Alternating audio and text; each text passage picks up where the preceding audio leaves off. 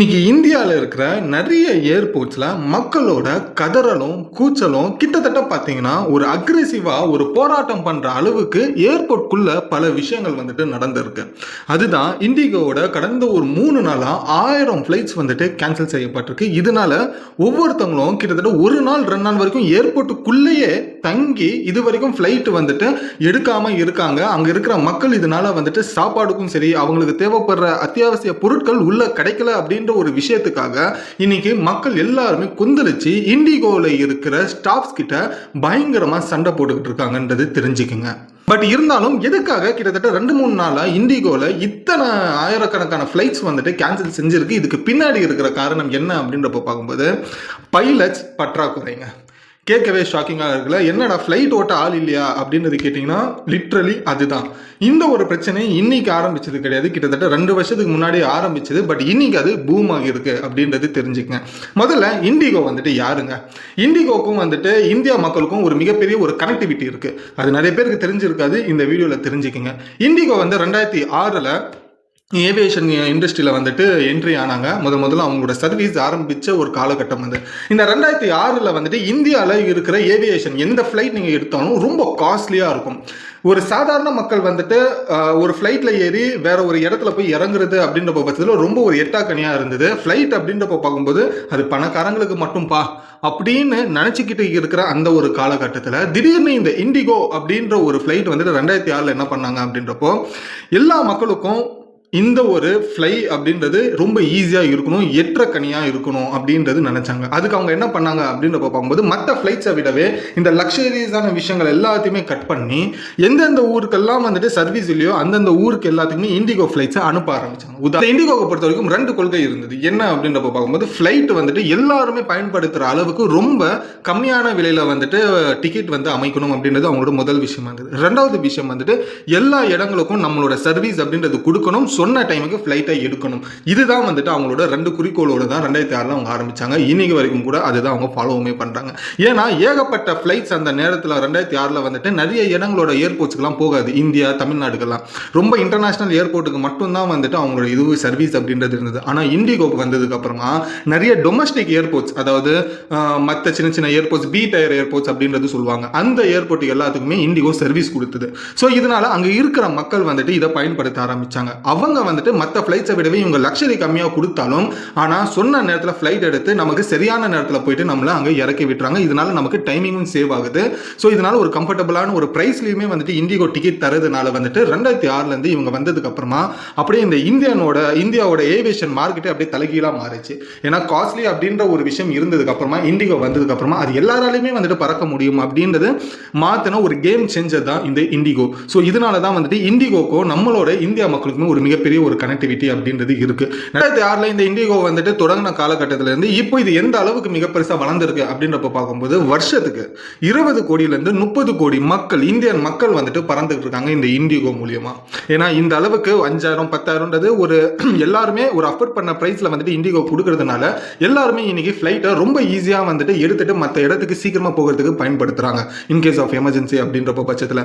அது மட்டும் இல்லாம இந்த ஒரு இண்டிகோக்கு கீழே கிட்டத்தட்ட பார்த்தீங்கன்னா 2300க்கும் மேலான ஃப்ளைட்ஸ் வந்துட்டு பறந்துகிட்டு இருக்கு. இந்த 2300க்கும் மேலான ஃப்ளைட்ஸை வந்துட்டு 5000 பைலட்ஸ் வந்துட்டு ஓட்டிக்கிட்டு இருக்காங்க அப்படின்றது தெரிஞ்சுக்கோங்க. ஸோ இந்த அளவுக்கு 2006 இருந்து இப்போ 2026 20 வருஷத்துல கிட்டத்தட்ட பார்த்தீங்கன்னா இந்த இந்தியன் ஏவியேஷன் மார்க்கெட்ல 64% இண்டிகோ தன் கைக்குள்ள வச்சுக்கிட்டு இருக்கு. இதனால தான் நான் சொன்னேன் இண்டிகோ ஒரு கேம் சேஞ்சரா வந்துட்டு இந்த இந்தியன் ஏவியேஷன் இண்டஸ்ட்ரியில இருந்துகிட்டு இருக்கு அப்படின்றதும். இது இப்போ என்ன பிரச்சனை அப்படின்னு பார்க்கும்போது எதுக்காக பேக் டு பேக் வந்துட்டு எல்லாருமே வந்து ஃப்ளைட்ஸ் கேன்சல் ஆகுது அப்படின்னு பார்க்கும்போது நான் முன்ன சொன்னேன் இல்லையா, ரொம்ப காம்படேட்டிவ் ரேட்ஸ்ல வந்துட்டு மக்கள் பறக்கக்கூடிய ஒரு ஏர்லைன், ஒன் ஆஃப் த ஏர்லைன்னா இண்டிகோவும் ஒன்று.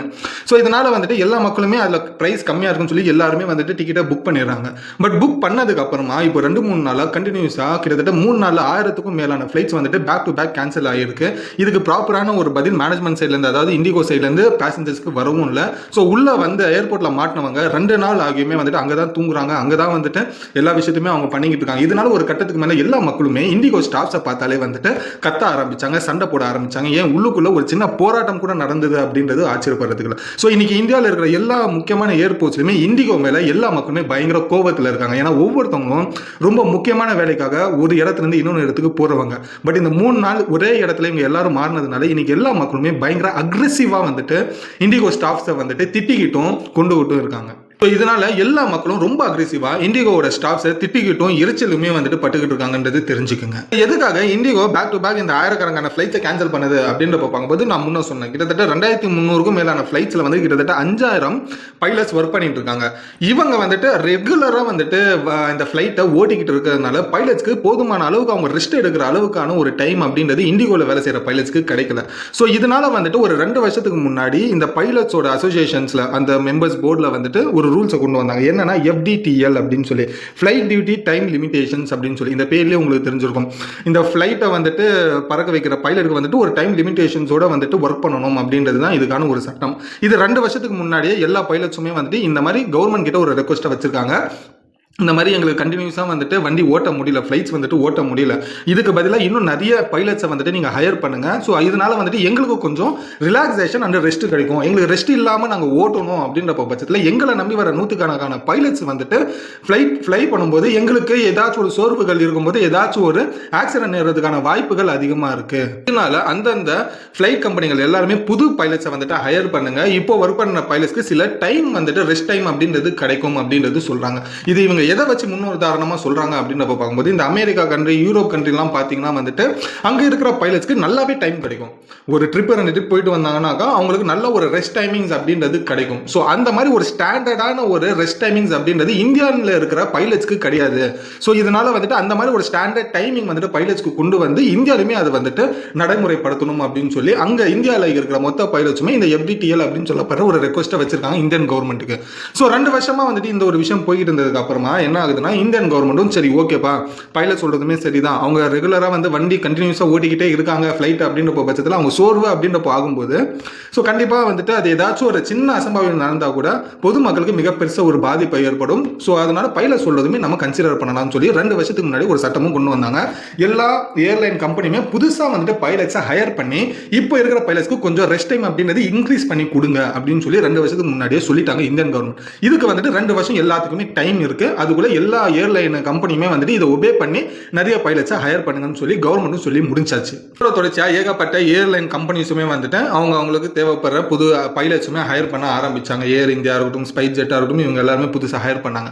பட் இதை தாண்டி இண்டிகோ மட்டும் அப்படி பண்ணவே இல்லை.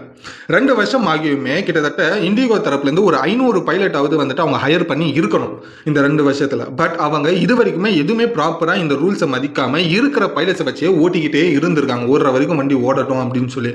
ஸோ இதனால இண்டிகோவில் இருக்கிற பைலட்ஸ் காண்டா என்ன பண்ணானுங்கன்னா, எங்களுக்கு ஓவர் ஒர்க் ப்ரெஷராக இருக்கு, இதுக்கு அப்புறமும் வந்துட்டு இவங்க ஆள் எடுக்கிற மாதிரியும் தெரியல, கவர்மெண்ட் சொன்ன அந்த 2 வருஷமும் ஆயிடுச்சு, இந்த 2 வருஷத்துல இண்டிகோட மேனேஜ்மெண்ட் எந்த ஒரு பைலட்ஸுமே ஹையர் பண்ற மாதிரி எங்களுக்கு தெரியல அப்படின்னு சொல்லி பைலட்ஸ் எல்லாத்தையுமே கோவப்பட்டு என்ன பண்ணாங்கன்னா ப்ராப்பரா வந்துட்டு ஃபிளைட் எடுக்கிறதுக்காக டிலே பண்ண ஆரம்பிச்சாங்க.